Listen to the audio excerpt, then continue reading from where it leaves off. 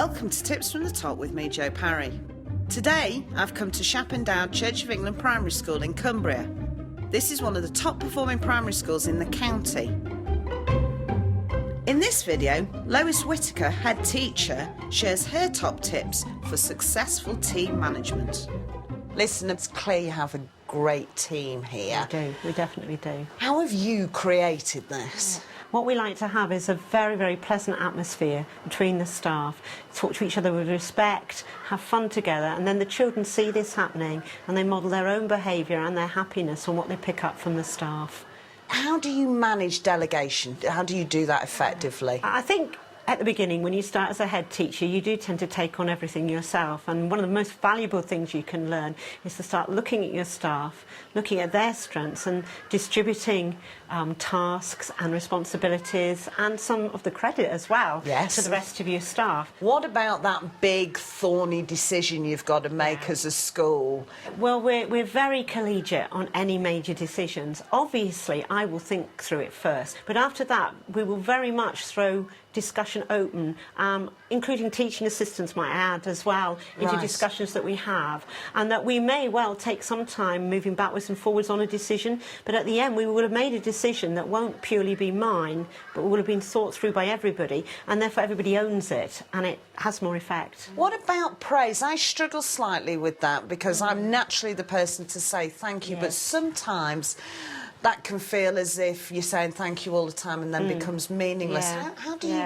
deal with that? Well, one thing I heard years ago is the effectiveness of third-person praise. In other words, you go to somebody and say, I was told how brilliant you were the other day at the course that you were on. And the effectiveness of that third-person praise, I don't know why that works, but it works very, very well. I mean, I also do think it's important to remember to pick up on the little things and say thank you, not take things for granted that people are doing. Just a throwaway thank you at times can be very effective.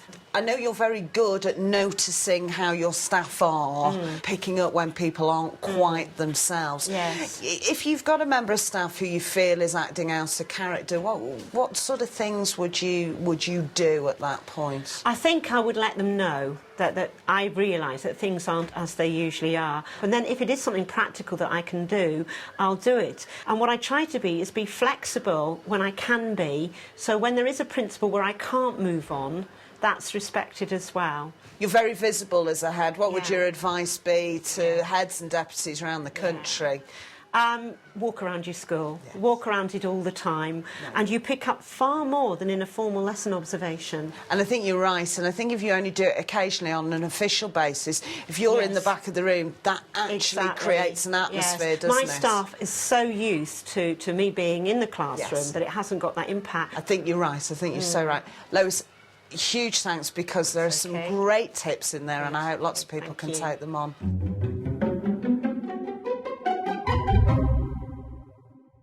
I think point number one is communication. Communication is really key.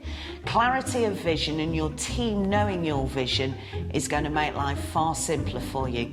Also, don't set up intentional conflict within your team. Look at your team players and know their skill sets and then use them appropriately. A football manager wouldn't have 11 strikers on their team. They know they need somebody to put the goals in, but they also need a great goalie and a solid defence. So think of your team like that.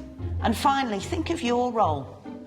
You're a mentor, and you are there to look at people's skills and put them appropriately. But also, don't be threatened by a member of your team who maybe can do something better than you can. Use that, applaud that, and use it for the effectiveness of your team.